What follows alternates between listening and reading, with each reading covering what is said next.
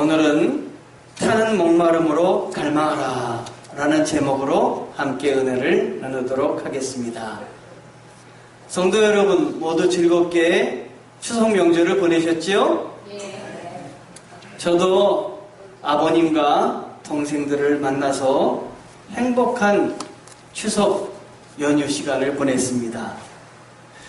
하지만 명절을 지나고 나면은 제 마음속에 꼭 갈망이 하나 생기는데, 이미 돌아가신 저희 어머니에 대한 그리움입니다. 어머니께서 하나님께 부름받기 몇 개월 전부터 병원에 입원하고 계셨습니다. 그런데 저희 어머니께서 아직 결혼을 못한 막내 동생에 대해서 저 녀석 결혼을 좀 시켜야 되겠는데, 이런 생각을 하셨던 것 같아요. 얼마 본인이 이제 하나님께 부름받을 날이 남지 않았다, 이렇게 생각하셨던 모양이에요. 그 병실에 들어오는 간호사들마다 이렇게 얼굴을 뚫어지게 쳐다보시더니 그 중에 마음에 드는 한 간호사를 집어가지고 저희 동생과 연결시켜 주시기 위해서 부단히 애쓰셨던 것을 기억합니다. 어떻게든 막내 동생과 짝지우고 싶으셨지만 뜻을 이루지 못하시고 하늘나라에 가셨습니다. 그 어머님이 더 생각이 납니다. 여러분, 인생을 살다 보면은 갈망하는 것이 우리 마음속에 한 가지씩은 있습니다. 고등학교를 졸업하고 났는데 전도사님이 저를 찾아오셔가지고 저한테 교회 학교 교사를 한번 해보지 않겠냐고 권유를 했습니다. 그래서 제가 졸업하자마자 아무것도 알지 못하는 이때 하나님의 말씀을 거역하면 안 되겠다 생각해서 교회 학교 교사를 시작을 했습니다. 그런데 주일날마다 주일이 되면 돌아오는 주일이 무서운 거예요. 이거 나도 하나님을 잘 모르는데 애들을 가르쳐야 되니 얼마나 정말 고통이 많았겠습니까? 그러다 보니까 하나님에 대한 그 갈망이 제 마음속에 있었어요. 매주일 비탄과 절망 속에 빠졌었지만 그러나 하나님을 바라보게 됐습니다. 렐프 월도 에머슨이 좋은 생각이라는 책에서 내 인생에서 가장 빛나는 날은 성공한 날이 아니라 비탄과 절망 속에 생과 한번 부딪혀 보겠다고 결심한 때다. 제가 어려울 때 거기서 그 어려움 속에 빠져서 헤어나지 못한 것이 아니라 이걸 한번 해결해 봐야 되겠다. 그리고 주님을 붙잡고 갈망하게 되었습니다. 하나님의 임재하심을 사모하며 영적 갈망을 갖게 되었습니다. 하나님께서는 저에게 시편 42편의 말씀으로 응답을 주셨습니다. 저한테 시편 42편 말씀은 그래서 뜻깊은 말씀입니다. 시편 42편에서 다윗은 세상의 어떤 것보다도 하나님께 마음을 두고 하나님께 갈망하며 살고 있는 것을 볼 수가 있습니다. 우리말 성경을 통해서 다윗이 얼마나 하나님을 갈망하고 있는지 한번 1절에서 5절까지 그대로 읽어보겠습니다.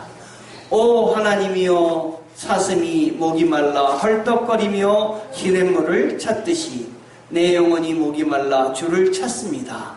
내 영혼이 하나님을, 살아계신 하나님을 목말라 합니다. 내가 언제까지 나아가서 하나님을 뵐 수 있겠습니까?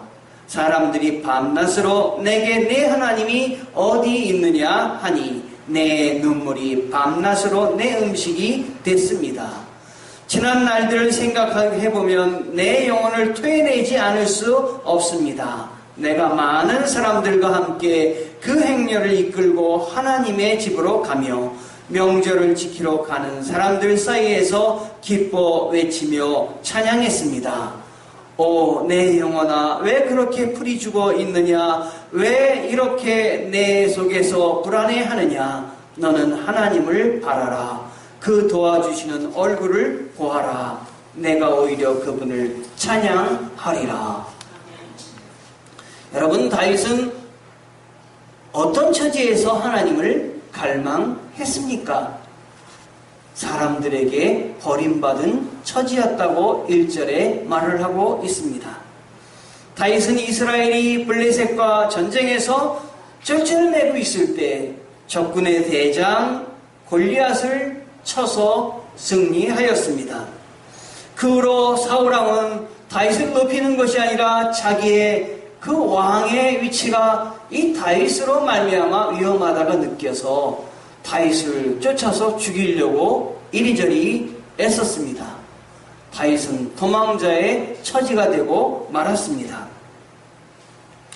그때 다윗은 빈들로 도망다니면서 외로움과 마음의 고생을 많이 했습니다. 그 다윗이 왕이 되었으나 왕이 된 이후에 편해질 줄 알았으나 사랑하는 아들 압살롬이 반란을 일으켰습니다. 빈들로 쫓겨났습니다. 오늘 시편 42편은 다윗이 압살롬을 피해 빈들로 쫓겨났을 때 그가 묵상한 내용을 기록한 성경 말씀입니다.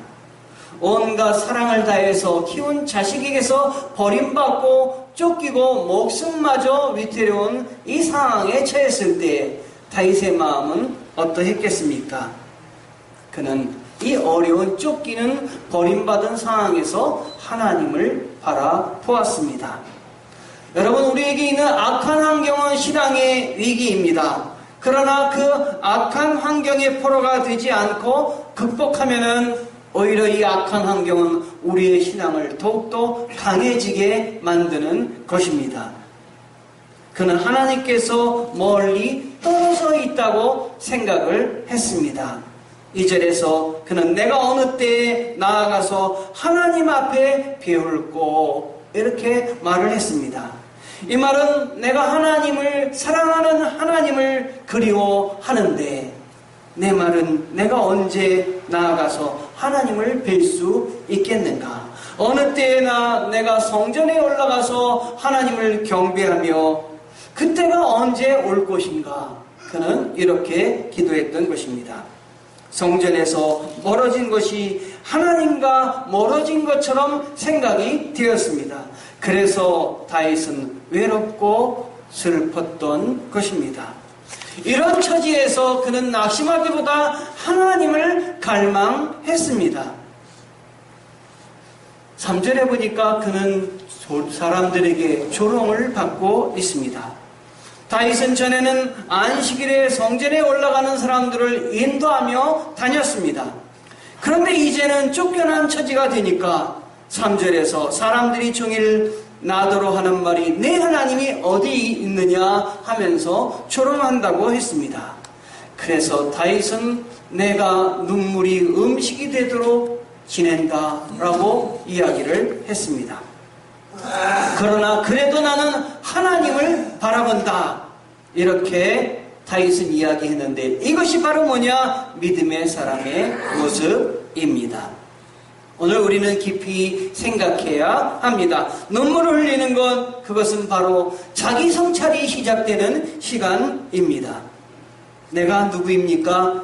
내가 죄인이며 내가 쫓기는 사람이며 내가 왕인 줄 알았더니 아주 불쌍한 하나님 앞에 외로운 사람이구나 하는 자기 자각이 생길 때 눈물이 나는 것입니다. 정신병 환자는 눈물을 흘리지 않는다고 합니다. 자기 자각이 없기 때문인 것입니다. 나 자신이 누구인가를 알 때 나의 나됨을 찾게 될 때 거기서 눈물이 터져나오며 주님을 바라보게 되는 것입니다. 아, 내가 하나님의 핏값으로 나를 세우신 사신 거룩한 백성인데 내가 여기서 이루고 있구나 하는 자각이 생길 때 주님을 더욱더 바라보게 되는 것입니다.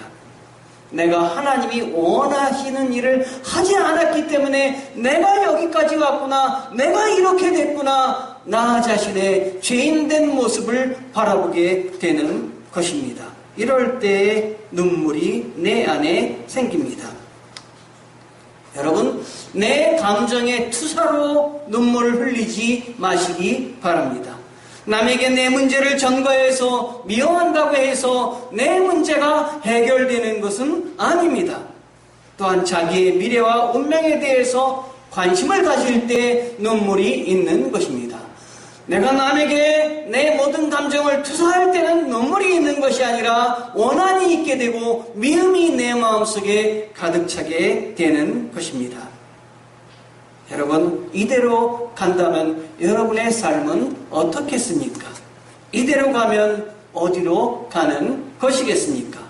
이대로 주님 앞에 담대하게 내가 설 수 있는 것인가? 나는 주님 앞에 여쭤봐야 되겠습니다.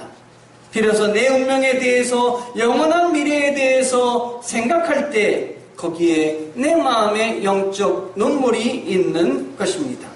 또한 영의 눈이 열리면서 하나님 앞에 설 나의 모습을 그려보게 되고 내가 힘은 대로 거둬들이는 것입니다. 나 자신의 책임을 알게 될 때 우리는 주님께서 주시는 눈물을 흘리게 됩니다. 내 책임을 남에게 돌릴 때는 눈물이 없습니다. 다윗은 눈물로 음식을 삼고 지낸다. 이 모든 것이 내 책임이다 라고 느꼈기에 다윗에게 눈물이 있었습니다. 눈물이 있는 사람은 아무리 어려운 상황에서도 소망이 있습니다. 왜냐하면 하나님이 함께하여 주시기 때문인 것입니다. 신성 로마 제국의 프리드리히 2세는 자기가 앉아있는 왕자의 그 뒤에다가 하나님 앞에 설 때 예수님 앞에 서서 심판받는 장면을 조각해냈습니다. 그리고 나도 언젠간 이렇게 왕 앞에 설 때, 예수 그리스도 앞에 설 때가 있는데 내가 백성들을 내 생각만으로 다스리지 말아야 되겠다. 쳐다보고 백성들 앞에 섰다고 합니다. 다윗은 어느 정도로 하나님 앞에 갈망했냐면 1절과 2절을 보면은 하나님이여 사슴이 시냇물을 찾기에 갈급함같이 내 영혼이 주를 찾기에 갈급하나이다. 목이 타도록 하나님을 찾는다는 뜻입니다. 마치 물을 못 마신 어린 사슴이 목이 타서 그 태양 아래서 헐떡거리듯 하나님을 향해서 하나님 내 목이 탑니다. 내가 하나님을 향하여 그렇게 매일매일 목이 마릅니다. 갈망합니다. 내가 하나님을 너무도 좋아합니다. 내가 그렇게 하나님을 원합니다. 사모합니다. 내 마음에 와 주시옵소서. 하나님 없이는 못 살겠습니다. 이 갈급한 심정을 토해낸 것이 다윗의 기도입니다. 그래서 시인은 2절에서 내 영혼이 하나님을 갈망한다 이렇게 이야기를 했습니다. 여러분, 예배 전에 불렀던 찬송 중에 나의 영혼이 잠잠이라는 찬송이 있습니다. 2절에 보니까 나의 영혼이 간절히 여호와를 갈망하며 나의 입술이 여호와를 찬양하리. 나의 영혼이 즐거이 여호와를 따르리니 나의 소망이 저에게서 나오는도다. 이렇게 찬양한 찬양을 부르셨습니다. 여러분 어떻습니까? 여러분도 다윗처럼 목이 타듯이 갈망하며 바라는 것이 있습니까?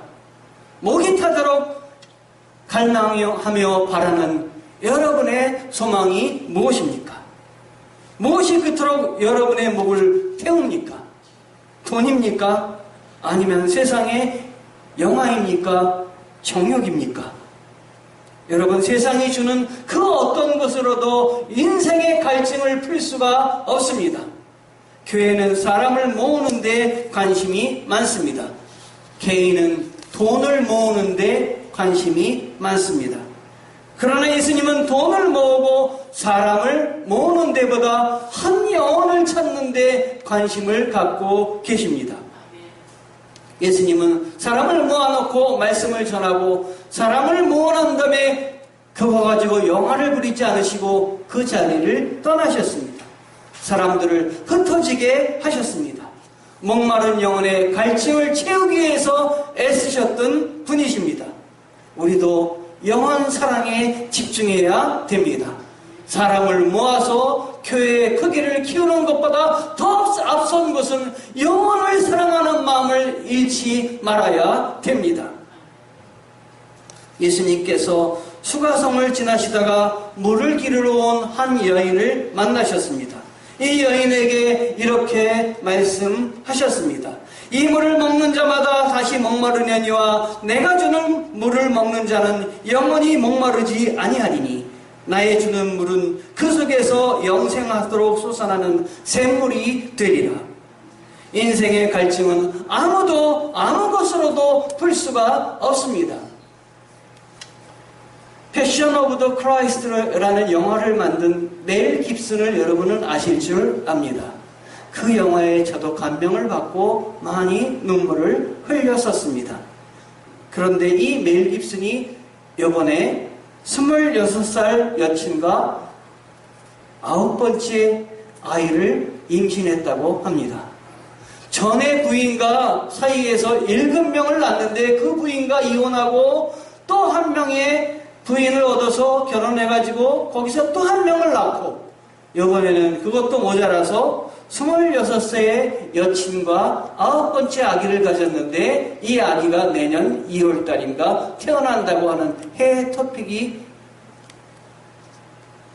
열렸습니다. 여러분, 멜 깁슨이 또 다른 영화를 만들 준비를 하고 있는데 그걸 봐야 될지 그 사람의 영성을 믿어야 될지 하는 생각이 듭니다. 하나님은 진정한 갈증은 하나님을 만나는 데서부터 시작이 됩니다. 이렇게 대상을 바꿔가면서 우리가 쾌락을 취한다고 해서 영적 갈증이 해결되는 것이 아닙니다. 하나님을 갈망하고 사모하는 심령에게 하나님께서는 만족함을 주시는데 바로 오늘 여러분들에게 방금 전에 드린 영원토록 솟아나는 샘물을 내가 너에게 주겠다고 하신 예수님의 말씀입니다. 정진홍의 문학동네 출판 마지막 걸음은 혼자서 가야 한다 189페이지 중에는 이런 말이 있습니다. 자기만의 페이스를 유지하라. 그리고 때로 멈출지언정 결코 포기하지 말아라. 그 걸음으로 꾸준히 가는 거다. 그게 가장 중요하고 제일 무서운 거다. 하나님을 향해서 가는 발걸음 계속해서 가시기 바랍니다. 사람에게 묻지 말고 내가 하나님 앞에 마음 먹고 목표로 삼았다면 아무도 보지 않더라도 그대로 가시기 바랍니다. 다윗은 이렇게 주님의 은혜를 사모했습니다. 그가 죄를 엎드려 자복하고 회개할 때 그의 중심이 무너지고 녹아지기 전에는 자리에서 결코 일어설 줄 몰랐던 사람입니다. 정말로 진정으로 회개했습니다. 회개가 없는 자에게는 위로도 없습니다. 다윗이 간구할 때 그는 사슴이 시냇물을 찾듯이 간절히 기도했고 하나님이 나에게 허락하셨다, 응답 주셨다 확신이 들기 전에는 일어서지 않았습니다. 그가 너무도 바빠서 뛰면서 생각하느라 정신이 없었습니다. 눈물이 메마른 삶을 살았습니다. 자신의 목적인 한 여인의 아름다움을 취하게 해서 그 남편을 전쟁에 내보내고 그리고 모두 철수시켜서 죽이는 그러한 수를 썼습니다. 자기의 쾌락을 채우기 위해서 한 가정이 무너지고 한 남편이 죽는 이런 것쯤은 아랑곳하지 않았습니다. 하나님 앞에 순수했던 신앙은 사라지고 이제 너무 세속화되어서 죄에 무감각하게 되었고 그것이 체질화가 되어서 뭐가 문제인지도 모르는 상태로 이 다윗은 살아갔던 것입니다. 그래서 다윗에게 눈물이 메말랐습니다. 자기 성찰을 할 기회가 없었습니다. 그러나 쫓기고 비방당하면서 다윗이 다시 주님을 찾았고 주님을 바라보게 되었고 눈물이 회복되었던 것입니다. 완전한 자기 깨어짐 속에서 진리의 빛을 다시 볼 수 있었던 것입니다. 지금까지 내가 왕으로서 부유한 줄 알았는데 돌아보니 내가 얼마나 헐벗은 사람이었던지 내가 많은 것을 가진 부자라고 느꼈는데 얼마나 가난한 자인지 철저한 자기 부정 속에서 다윗은 하나님을 찾았고 그런 다윗에게 하나님이 주신 것은 찬송입니다. 찬송이 회복되었던 것입니다. 여러분 삶 속에 찬송이 있습니까? 여러분이 콧노래 속에서 찬송이 올려나오니까 여러분 생활 가운데 설거지를 하면서 여러분의 일터에서 일을 하면서 여러분이 차 운전을 하면서 미움과 시기보다 찬송이 여러분 마음속에서 올려 나오십니까? 그러면 여러분 안에 갈망이 있으신 것입니다. 지속적이고 간절한 뜨거움으로 기도하고 눈물을 흘리며 찬송하고 감사함을 통해 하나님께 희망을 둔다면 어떤 사람도 하나님을 만나지 못할 사람이 없을 것입니다. 그에게 위로를 얻지 못할 사람이 없을 것입니다. 지금은 하나님을 만날 만한 때입니다. 은혜 받을 만한 때입니다. 정진홍의 문학동네 마지막 한 걸음은 혼자서 가야 한다 97페이지 중에서 인생이란 점점 확대되는 것이지 축소되는 것이 아니다. 마찬가지로 사람은 나이가 들어서 늙는 것이 아니라 후회가 꿈을 대신하는 순간부터 우리는 늙기 시작한다. 이렇게 이야기를 했습니다. 여러분, 하나님을 향한 갈망 대신 후회를 앞세우지 마시기 바랍니다. 다윗이 살아계신 하나님을 갈망한 결과가 5절에 나와 있는데 내 영혼아 내가 어찌하여 낭망하며 어찌하여 내 속에서 불안해하는고 너는 하나님을 바라라 그 얼굴의 도우심을 인하여 내가 오히려 찬송하리로다. 찬송을 주신 것입니다. 이 말씀은 다윗 자신을 스스로 타이르며 격려하는 말씀으로 되었습니다. 제가 피곤하고 지친 어느 날 강의를 하다가 오래전 강의실에서 강의실 뒤에 걸려있는 하나님의 말씀을 보았는데 그 말씀이 바로 5절 말씀입니다. 내 영혼아 내가 어찌하여 낭망하며 내 속에서 불안해하는고 너는 하나님을 바라라 그 얼굴의 도우심을 인하여 내가 오히려 찬송하리로다. 순간 제 영혼은 회복되었고 제 기도는 회복되었고 제가 주님을 바라보고 사모하게 되었습니다. 하나님을 향해 목이 타도록 갈망하면 살아계신 하나님의 얼굴 빛으로 비춰주십니다. 하나님은 모든 문이 닫혔다고 생각할 때 하나님은 한쪽 문을 열어놓으시는 분이십니다.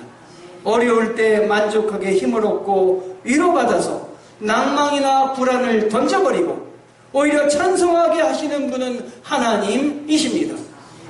성도 여러분, 하나님은 타는 목마음으로 그를 찾는 자들에게 응답해 주십니다. 현재 우리나라의 어려운 경제 사정이나 또 실직과 명퇴 또는 사업들이 어려움에 봉착하고 그리고 흑암이나 그 외에도 여러 가지 병고를 가지고 우리가 고통을 당합니다. 그래서 낭만과 불안에 빠질 일이 우리 주위에 너무도 많이 있습니다.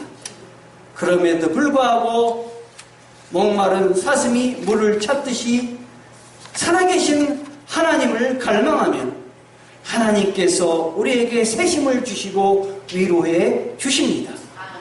하나님만이 능력이며 위로와 인도자 되십니다. 성도 여러분, 일평생 다윗처럼 하나님만을 힘써 바라보며 하나님을 향해서 타는 목마름으로 갈망하며 사시기를 바랍니다. 다시 영성이 회복되어서 통해와 자복의 눈물이 넘치며 소망이 넘치는 역사가 여러분들에게 넘치기를 축원합니다. 기도하시겠습니다.